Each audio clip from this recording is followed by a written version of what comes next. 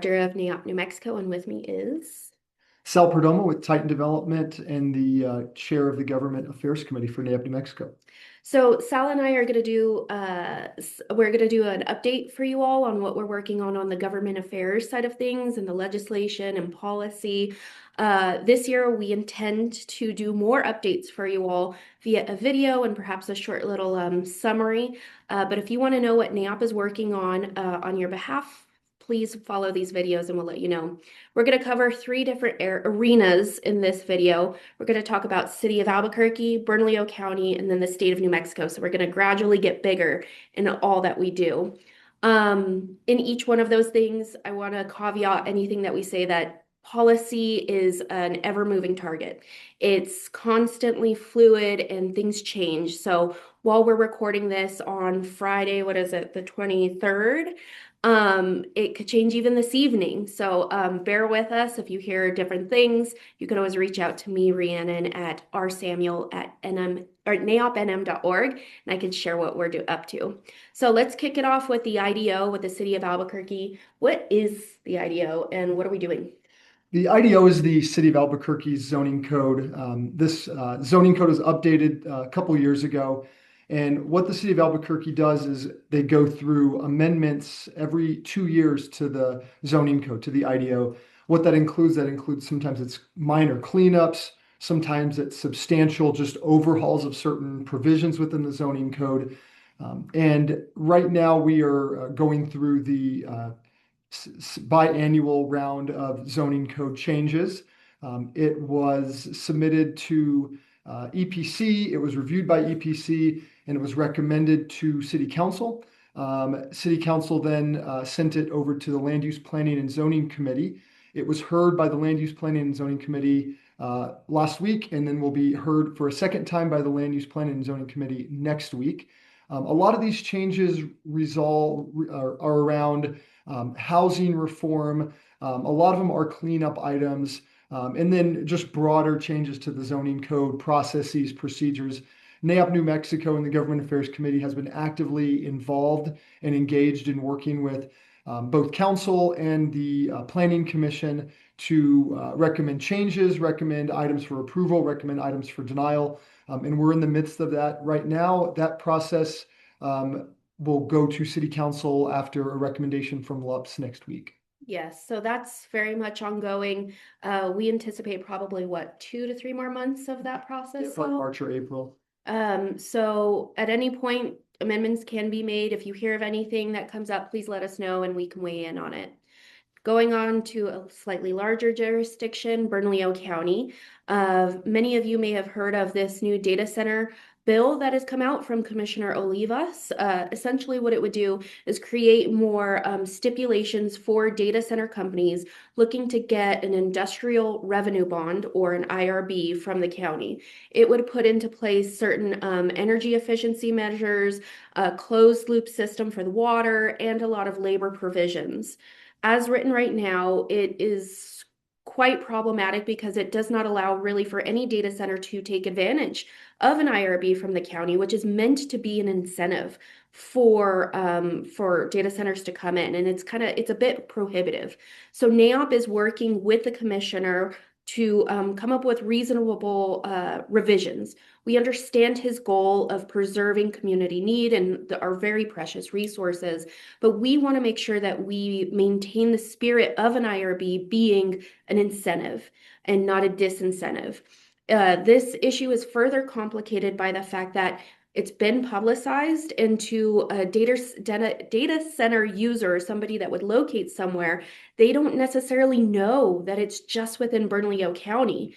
That somebody who isn't aware of New Mexico's jurisdictions, they may see this as just a prohibition of data centers statewide. And so that's why it's really important that we lead by example in Bernalillo County and really any legislation that is passed at any level, because the unintended consequences of a negative perception catch like wildfire. So NAIOP is involved in those conversations along with state economic development, surrounding municipalities, and economic development groups.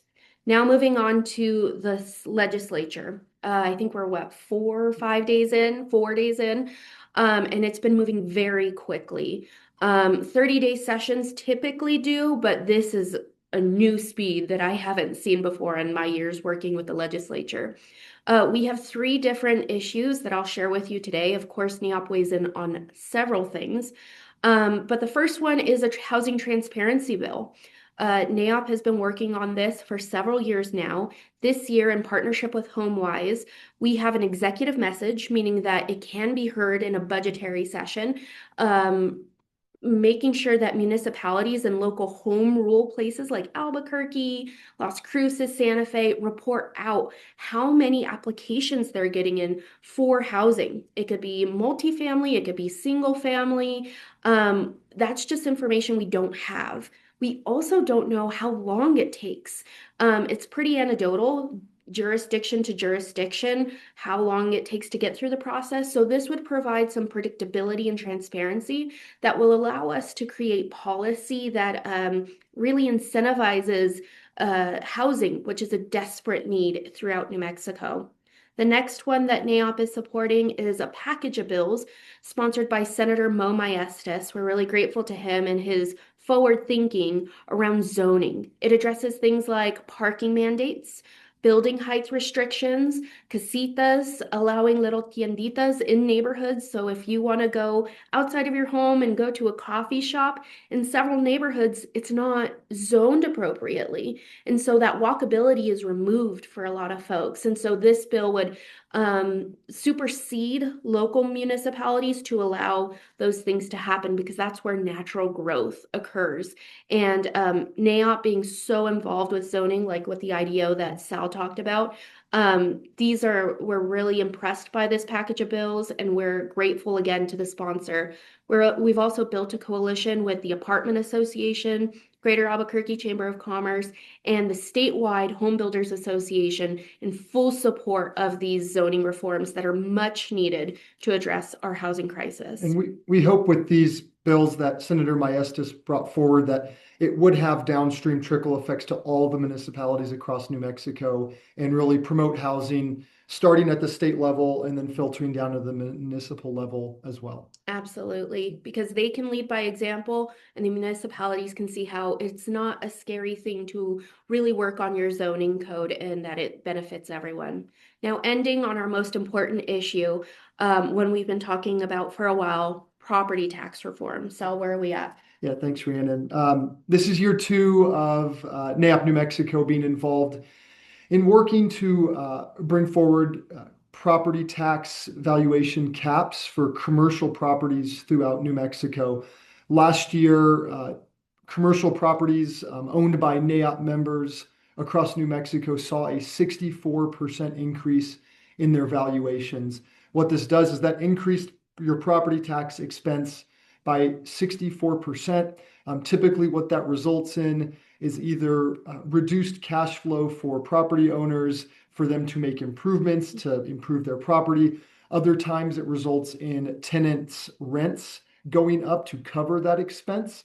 Oftentimes it's just a pass through to your tenants, so they're paying that increase directly. What we saw last year, we're trying to prevent in future years and are working on a property tax cap bill, which would cap property taxes at 5% increased every year for the next 10 years. The second part of that bill is a limited disclosure, or what we call an equitable disclosure. When a sale would occur on a property, the sale details would be sent to the county assessors and the county assessors only, and would be statewide for all commercial properties. We're working diligently on that. The bill has been introduced at the state legislature, and we're working through a few different legal matters at this point, but that is our main focus, and we're pushing hard to get that bill through the 30-day session and approved. And we're being really thoughtful to our NAIOP members who may be concerned about things like transfer tax. When you have disclosure in other states, the legislature sees the money exchanging hands and they put a tax on that. By having what is dubbed the equitable disclosure that keeps the information with the assessors, not readily available to any electeds or the public. And so we believe that that will help fend off that concern. Very much in flux. We're working very hard on it. We know that the industry needs reprieve here and we need predictability within our taxation policy. So we're working all day, every day on it. So that's our update as of right now. Again, it's Friday. I want to say it's the 23rd. I want to correct myself. Yeah, Friday the 23rd. And we'll keep you apprised of all the things that are going on. And if you have anything that comes up, please again reach out to me or Sal, and we'll put it at the top of our list. But thank you for all of your support, and go team. All right, thank you.